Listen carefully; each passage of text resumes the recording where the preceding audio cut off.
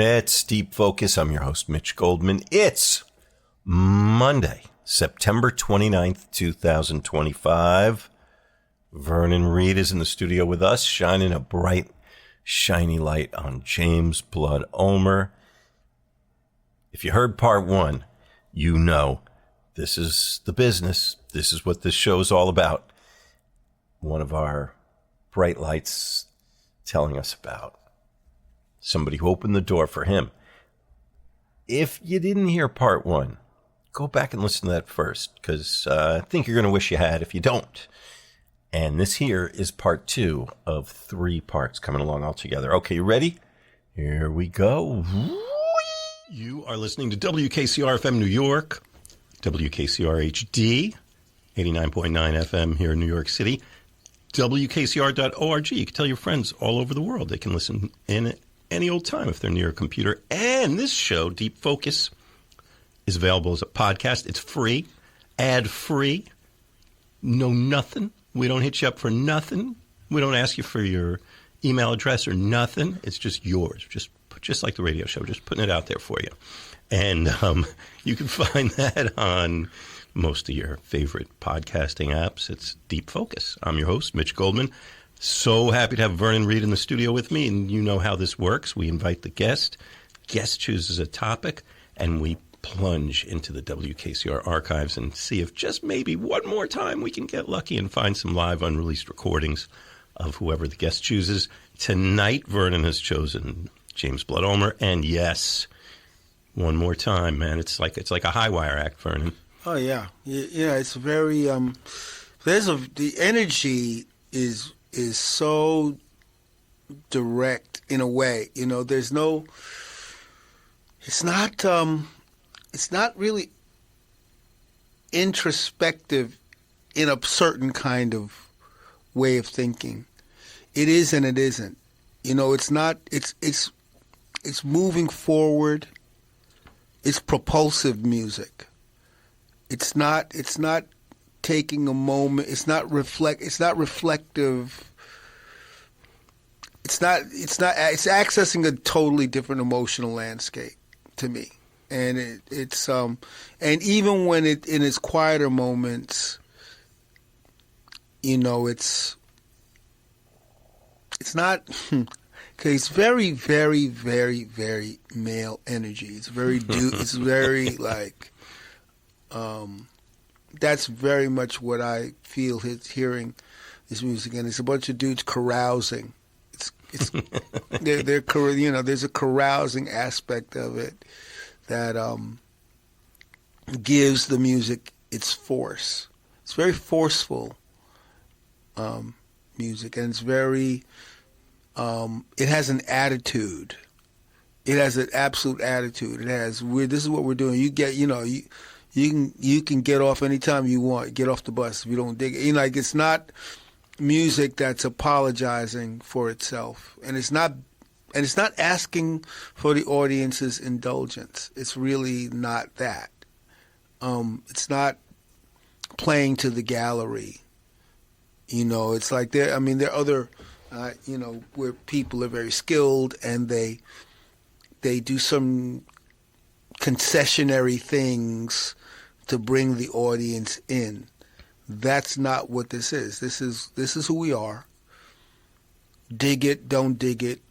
We're not going to explain it to you. You either understand it in some part. I mean, it's asking people to abandon certain conventions, and it demands come where we are. This is where we are, and it's not. You know, it's not teasing. It's not. It's really not manipulative. Do you think is it abstract? Do you think of this as abstract? It's very abstract. It's very abstract. I mean, it's very direct. It's not self-consciously it's not self-consciously avant-garde. You know, it's not like self-referentially avant-garde music. Yeah. It's very much, oh, this is what I'm doing. This is what I'm doing. This is how I hear it. If you hear it, great, beautiful. If you don't hear it, I can't help you. Mm-hmm. It's like I can't help you. You know, it's very much like I can't help you if you can't. If you can't. It's not music. Because a lot of times in jazz, there's an effort to entertain. There really is an effort to entertain, and there's a kind of bargain that goes along with that. And this is not that. This is not that. This is not. This is. Here's a question for you. Yeah. My experience listening to Blood back then and more recently, you could have a very, very different experience. I mean, like a sonic experience, not your own internal experience, listening to his music, depending, even with the same band. You might get a really different, people might be on their feet. They might be sitting. It might kind of go into this kind of headspace, or it might just be like a, backbeat kind of funk and all at the same time. And Blood might be seemingly playing the same thing, but it would have a very different connotation. Yeah. Yeah, man. He said jazz, jazz is the teacher, funk is the preacher. Mm-hmm. That was one of his sayings, one of his colloquialisms. I mean, it's not that they don't, I don't want to give the impression that they don't care, but of course, they care. They want to give an excellent account of themselves. They want to play. They're playing well. They're playing they're playing. They're not phoning it in. The music has it. And that's where they care, right? Yeah. Is that they're not phoning it in. But in terms of doing some kind of expository explanation of what the music is, no, they're not doing that. They're not doing that. They do care, but there's a certain.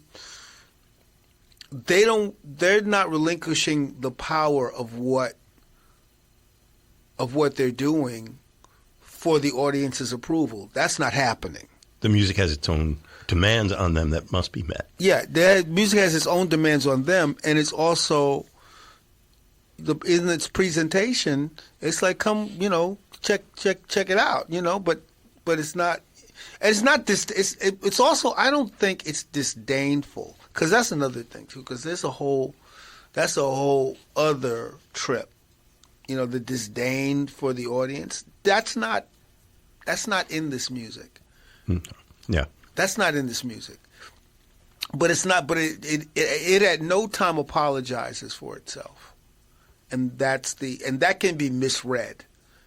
I think audiences. I mean, with the avant-garde, I think it's been misread. Continually. Certainly because the people that want to hear tunes, they want to hear bridges. They want to. And there's a certain coterie of an audience that is offended by by not servicing. This kind of like it's like service economy scenario. Right, and there's an aspect of that, and you have highly skilled, incredibly sophisticated players who are wonderful at what that is, and at a certain point, then what's really happening? Because if you don't have an interpretation, like for me, it isn't an interpretation of what that is. That's got a real meaning to it, then really what it is a kind of pantomime. Pantomime of skill, and then the particular satisfactions of being conceded to and being given a certain set of skills that are approved, and that and that works. And people that engage with that that's a certain deal. That the audience, the artist, and the audience have with each other, and that can be very satisfying and and delightful in its own way. But that's not But that's not the whole of what this music is. That's not the whole of what jazz is. That's not the whole of what That's not the whole of what the human condition is. Right? Mm-hmm. Yeah. And there's an aspect of the human condition that that Ornette and Muhal Richard Abrams and Henry Threadgill. There's an aspect of the human condition that they access, that these artists access. There's a certain aspect of the human condition that this band, Shannon, David, Blood, and I mean that they're accessing, and they're not apologizing for the aspect of the human condition that they're accessing. And there's no, and that's the strength of what this music is, and that's the challenge of what the music is, because if you all expressions have their moment, and the idea of having to come hat in hand and beg for forgiveness is like, it's just beneath what the music is. That's not what's happening here. That's not certainly not what was happening in its own way with the orchestra. It's not what was happening when the Art Ensemble of Chicago goes on stage and they face east. There's a purpose there, and certainly not in Ornette Coleman's prime time, which Shannon and Blood were both members of. Yeah, and helped create.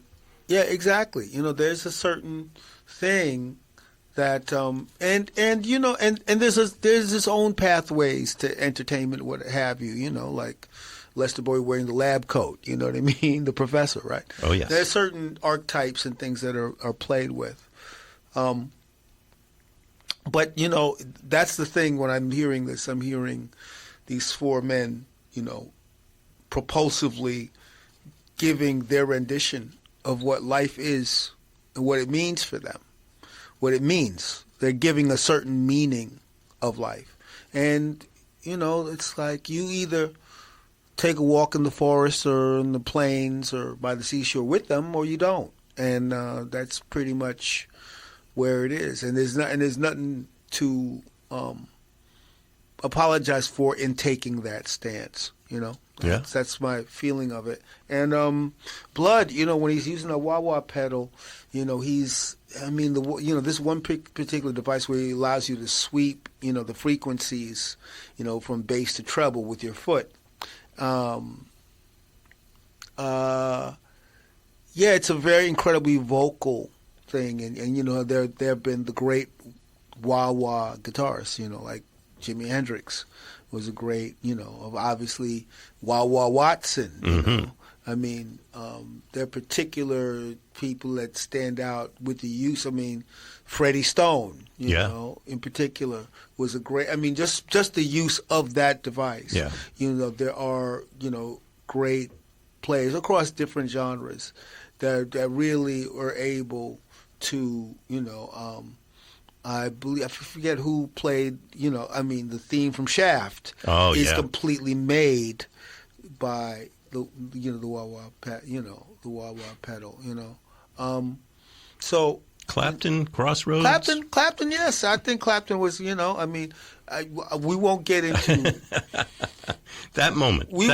But Cream, Crossroads. But wah-wah. Hey man, White Room and Sunshine of Your Love. Yeah. He's he's a great avatar of what that is. But Blood has got his own. He's got his own take, and he's got his own tone. And he's, for me, one of the great, Pete Cozy was another one who was a fabulous. Reggie Lucas, who played with Miles, they were great, proponents of the use of this particular effect device. They got this vocal. I mean, it's very much connected to the African diaspora and all of the subtext there. But Blood is one of the finest. Did we mention Jimmy all along the Watchtower? I've mentioned Jimmy first. Yeah. Okay. Good. Just making sure. Oh yeah, you're keeping me straight. I got you, baby. I'm the one who has to go through the emails. Okay, so you are listening to the program Deep Focus on WKCR. Vernon Reid is here. We are in our laser-like focus on James Blood Ulmer, and we're listening to this live recording from Murs, West Germany, May of 1980. And while we're at it, I'll give you the rundown again. So with James Blood Ulmer's guitar and vocals, got David Murray, tenor saxophone, Amin Ali on the bass, Ronald Shannon Jackson on the drums. And Vernon, you have a personal connection to Murs. Oh, yeah. Burkhard Hennen.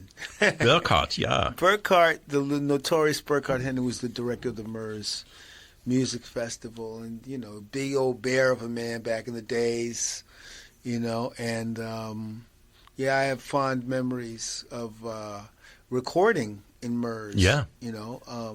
I think we recorded Nasty, Golden Society recorded Nasty. Yeah, and this year, 1980 was a pivotal year. It was a pivotal year. It's the first time I ever flew on an airplane because Shannon put me on that plane, and myself, Barry Lancaster, and Melvin Gibbs, we played the North Sea Jazz Festival later that year in the summertime. And the same year as this concert, so Shannon was doing double and triple duty, doing things at that time. He was very busy, and it was a tremendous thing. I remember, checking into the hotel, and I was checking in, and the same time that Dizzy Gillespie was checking in. Mm-hmm. I saw that it was Dizzy Gillespie, and I was like, "Holy cow!" And he was incredibly gracious and very friendly. The other thing about that trip was seeing Muddy Waters. With Pinetop Perkins and James Cotton and Matt Murphy. It was extraordinary. Wow, yeah. At the roof of the Congress Hall. And, that was, unbelievable experience. To hear Muddy Waters, I still count that as the greatest concert. To see Muddy Waters live like that, with the crowd jumping. Oh yeah. Yeah, man, it was a real thing. So that was all. He wasn't around for much longer. I know he wasn't, but he gave a stand. He gave a phenomenal performance. He was, it was incredible, so that was very special. It was a little overwhelming, for Shannon to go from Blood to me playing guitar, it was like yikes, But I'm getting this feeling of the scales coming off your eyes and things being revealed to you and possibilities and new ways of language. Man. Well, it just Shannon demanded that I find myself. He really pressed me to find myself. It was like I kind of went back and took guitar lessons from Bruce Johnson and Rodney Jones, because I just had to, get into another thing, and it really pushed me, in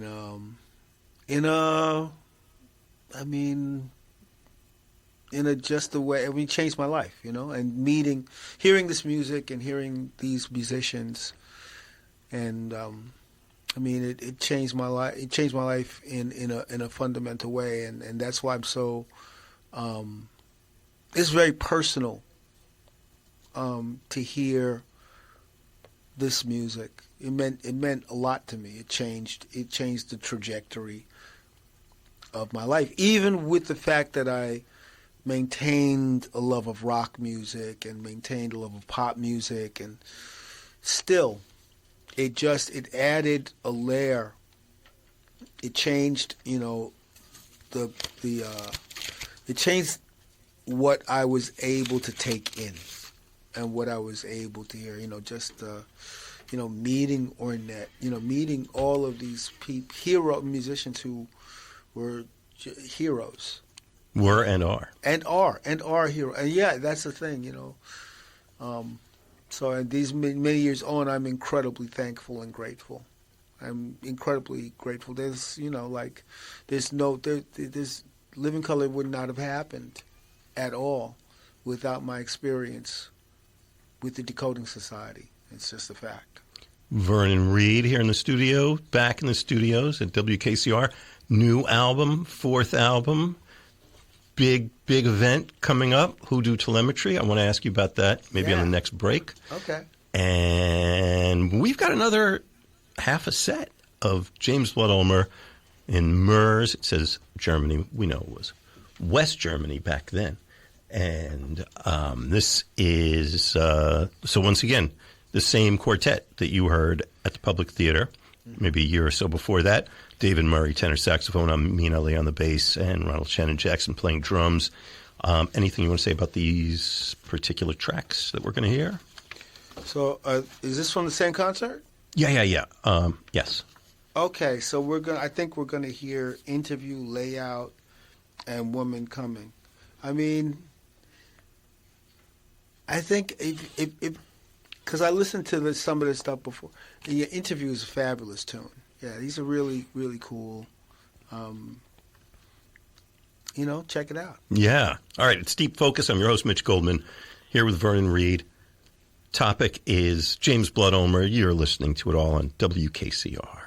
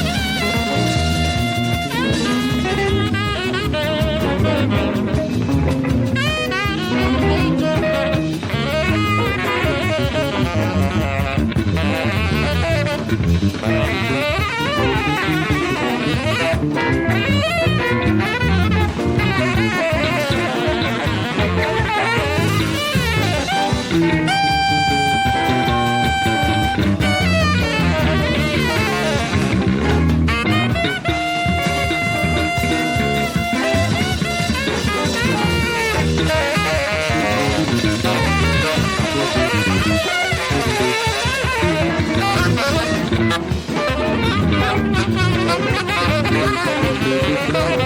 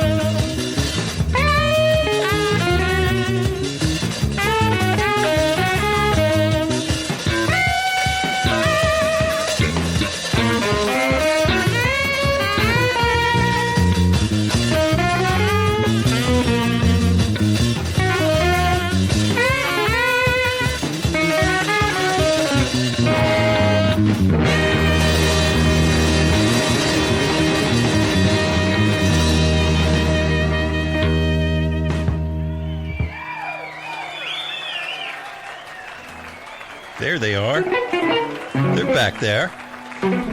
Yep, it's a live recording. James Blood Ulmer, Mers, West Germany, May of 1980. And James Blood Ulmer is the topic of Deep Focus tonight. I'm your host, Mitch Goldman. Topic chosen by our guest, Vernon Reid, here in the studio.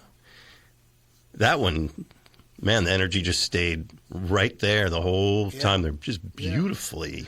Yeah, actually, yeah. And these tunes, especially Interview, you could really hear the influence of Ornette Coleman. Oh, yeah. Very much in these heads, for Interview, then Layout, which is just was pumping, and the last song, Woman Coming, with this beautiful, detailed head. It really, the whole concert is really wide-ranging in terms of its approaches, and then, hearing this kind of, the influence of Ornette really up front, is really special because there's a kind of, some of Ornette's music have this very almost whimsical kind of feel to them, and certainly the Interview, had that. This is great. This was a great concert, man, and I'm so happy that you dug it up. Yeah, I want to say also, all four of these guys completely distinguished themselves here. We're obviously focused on James Blood Ulmer. That's why it's called Deep Focus. But, man, hearing David Murray, who's, one of the just absolute most tremendous improvisers of his generation, and the way that he and Blood wrap their lines around one another. Shannon Jackson, who emerged with you not too long after this as a brilliant band leader in his own right, and one of the most remarkable drummers, composers in the history of recorded music, for my money. Oh, yeah. And undersung Amin Ali. Oh, absolutely. Amin Ali's role, it's very, he keeps the pulse going. And, in these kind of ostinatos and lines that he plays, and very subtly moves the music along, in conjunction with Shannon. I think Amin Ali really helped to set the table, for the extravagances that are going on top, Oh, yeah. He's very very selfless in what he does. I was going to say, I get the feeling he loves playing that role. Yeah, well, he's kind of almost like the role that Rick Laird played in the Mahavishnu Orchestra on a level. Like Rick made it possible for all these other extreme, all this extreme improvisation to happen, and Amin Ali fulfilled a particular. He's not in anybody's way. He's not going for his. Yeah. While and not going for his, he really is. He really is contributing mightily to the overall thrust of the band. That recording came to us from the WKCR archives. Might not be available commercially, but James Blood Ulmer has made many, many fine recordings, and a big range of them, a big variety of labels, which these days is very helpful because stuff goes in and out of print, so you should find some of his work, but also a number of different ensembles and a bunch of different sonic textures of what he does. Far-ranging Odyssey Band or Music Revelation Ensemble, or like all these different configurations, all great. And he sounds, I've never heard him not bring it. He brings it. He brings his thing. So make sure you have some of that stuff in your collection. Speaking of Vernon Reid, you're jumping out again, man. Yeah. So on October 3rd, my fourth kind of solo record over a long time. Hoodoo Telemetry is coming out on Mascot Records on October 3rd, and there are two emphasis tracks that are out. The Haunting, featuring Kevin Webb, and Beautiful Bastard, featuring Rashid. And I believe there's a third track, In Effigy, that's coming out, which actually features myself and Olithia Anglin singing. And Hoodoo Telemetry is in a way very relatable to my first solo record, Mistaken Identity, and in that the primary engineer for both records. Well, the first record, Scotty Hard was engineering. Along with, I got to work with Prince Paul and the legendary Tio Macero on Mistaken Identity, and Greg Kolotkin, who's Santana's engineer. And on this one, I'm primarily working, and my co-producer is Ivan Julian, who is a legend in the punk scene. He played guitar with Richard Hell and the Voidoids. And he's the engineer and co-producer of the record. And Scotty Hard is our mix engineer. He mixed the album. And well, let's talk about the guy whose name is on the front of the album for a second. I mean, all those guys contributed, I know. But how'd this come out of your... Yeah, man, well, it's a combination of different things. I did some tracks that are reclamations of songs that I wrote a long time ago that I never found a place for. The Haunting and A Beautiful Bastard are two songs I wrote really a long time ago. And they didn't fit on the Yohimbi Brothers records. They didn't fit on the Freeform Funky Freaks records. It's a totally different thing. So I thought this time I really want to get these out there. And, I did new drums, new guitars, new bass on it.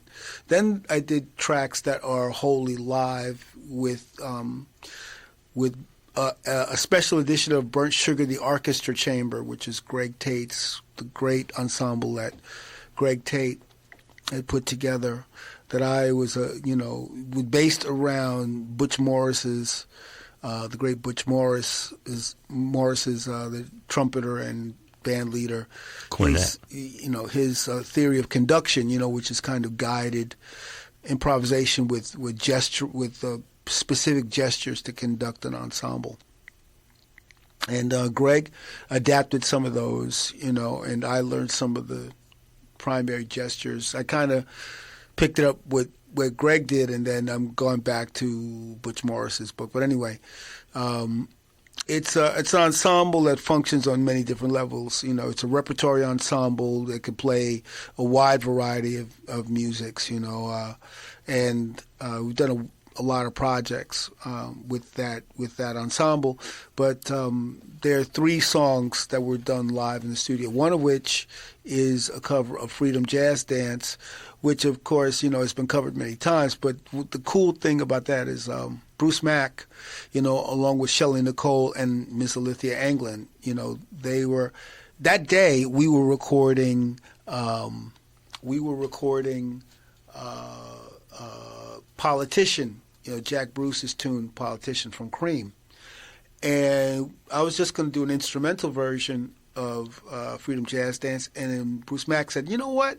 Check this out, man. Give me a second." And he dug up the Eddie Jefferson. I love that. I love that. Nobody talks about Eddie Jefferson. Eddie Jefferson came up with lyrics for Freedom Jazz Dance, and so we do a kind of quasi Jetsons version of Freedom Jazz Dance. You'll get it when you hear it. And so we did that. We did an original called Bronx Paradox, which is kind of my Miles Davis inspired tribute to DJ Logic, who appears on it. And in that song, there's a brilliant trumpet solo. One of my favorite things on this record is the trumpet solo by J.S. Williams on Bronx Paradox, and of course the aforementioned Politician. I actually sing on this one tune, In Effigy, which basically, my wife Gabri Krista Reid has been encouraging me to sing, and the other person who really encouraged me to sing more is Greg Tate. And during the course of making this record, I started it before the pandemic. The pandemic came in, and they just had this the loss of Greg Tate is something, I've been grappling with, for... Greg Tate, if listeners don't know, I'm not going to be able to explain to you. Great, incredible writer, band leader, critic, social critic, public intellectual, he just is getting his due. He got a special citation by the Pulitzer Committee. It's funny how people give your flowers when it's way too late.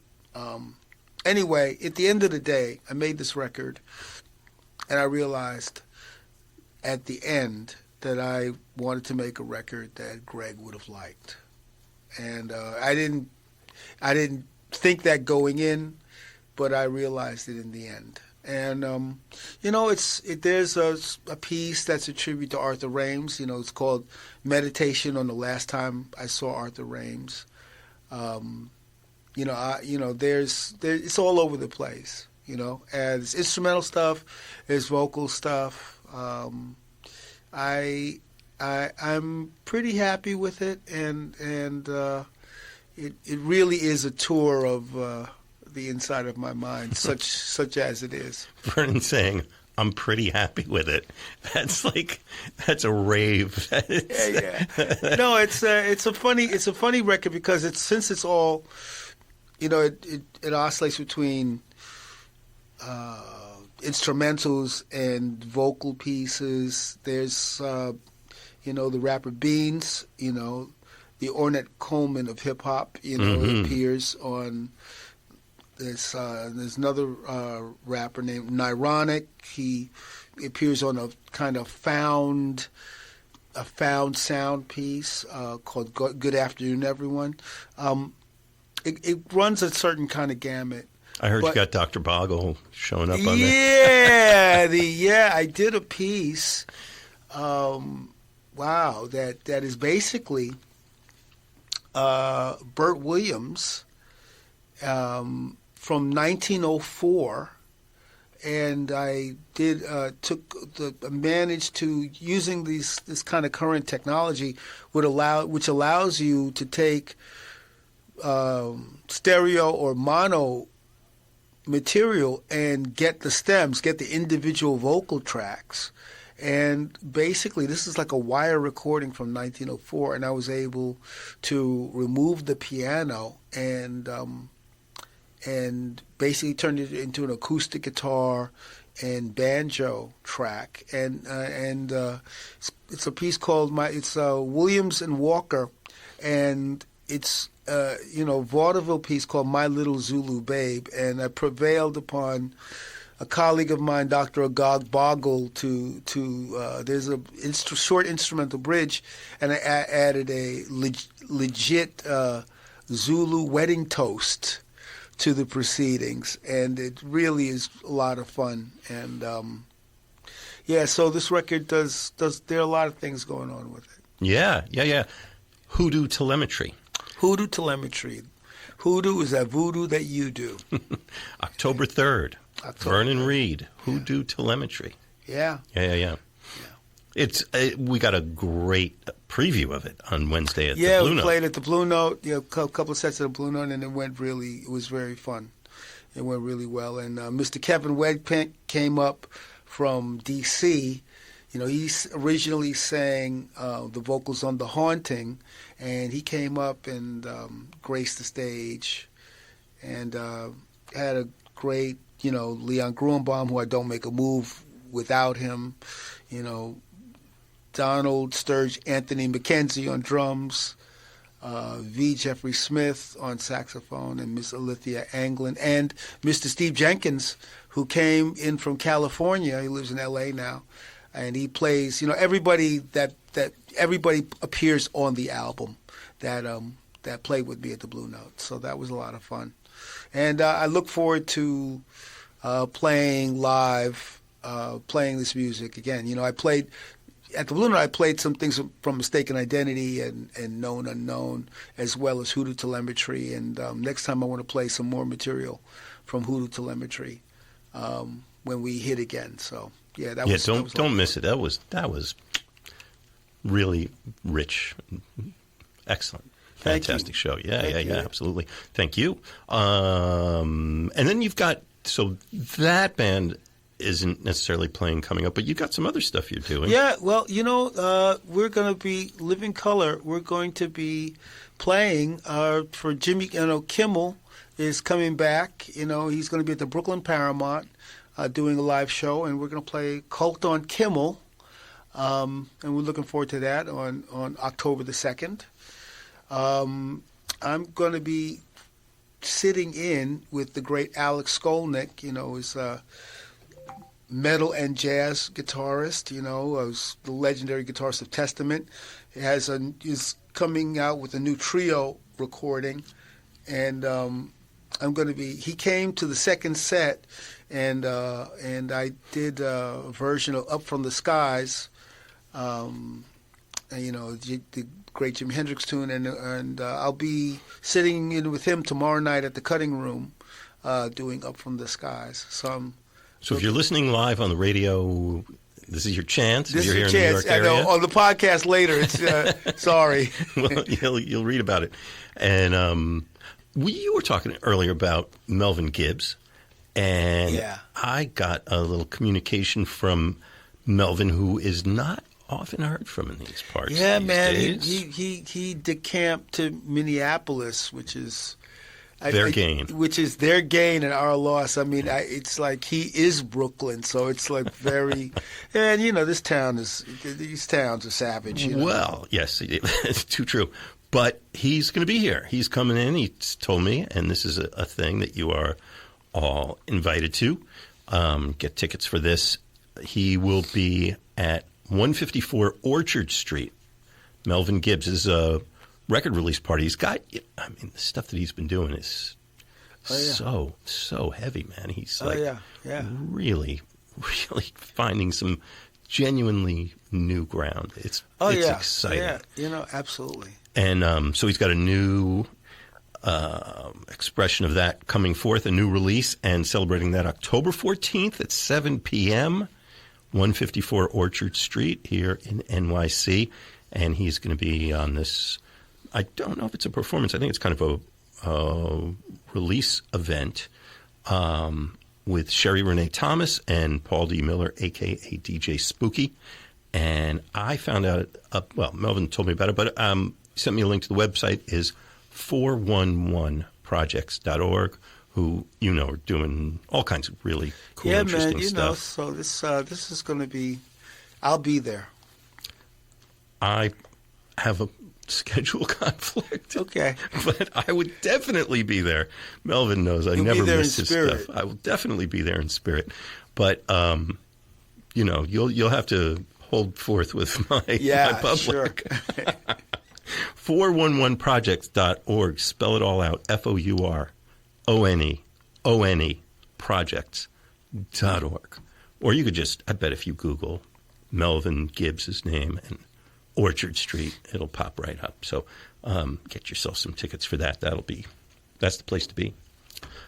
Well, are we done? Oh my goodness, we've got a whole other hour of the show. What are we going to do? Yeah, we're good. We're going to move on to. We're going to move on. Where are we going? Another concert.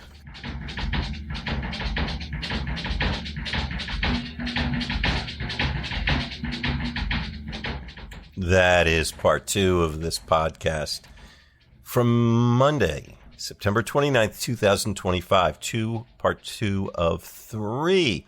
That Melvin Gibbs show that we were talking about has passed, but Melvin's music certainly has not. Find something that Melvin did. Find some of the stuff that Melvin and Vernon have done together, Zigzag Trio and Decoding Society back in the day, and anything else you find that either of these men are on is going to be very well worth pursuing. And in particular, Hoodoo Telemetry, which is, if you're enjoying this music, this show, and Vernon's vibrance and energy, and so many other things, I think, I'm feeling you. You're going to love that record. I really do. All right. I got to say it again. Thank you again to everybody who's shown any glimmer of support for this show. If you clicked a like or made a comment or said yes to any of those things, we saw it and loved it. And if you told someone about the show, can't ask for anything more than that. You made my burden a little bit lighter. You made my life a little bit brighter. And can't thank you enough. All right. So, yeah, hope you're subscribed to the show. You can find it on most of these podcasting apps, Deep Focus. If you just stumbled into this, I'll give you a little breakdown. If you don't find it there, you can always find us on the hosting site, which is mitchgoldman.podbean.com.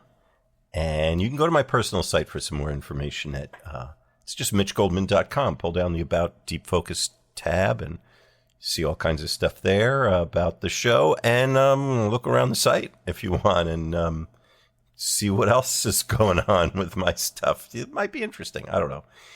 But you're certainly, the door is open. You're invited. And anybody who wants to support the financial cost of keeping this thing on the air is very welcome. And I'm not going to tell you how much you should put in there. You can decide if you got a little extra change in your pocket or not. But you could do it through PayPal. And the email address is deepfocusnow@gmail.com. deepfocusnow@gmail.com. All right. I'm so glad you guys are along for the ride. There's one more part of this Vernon Reid hosted, guested program on James Blood Ulmer. I'll see you over there.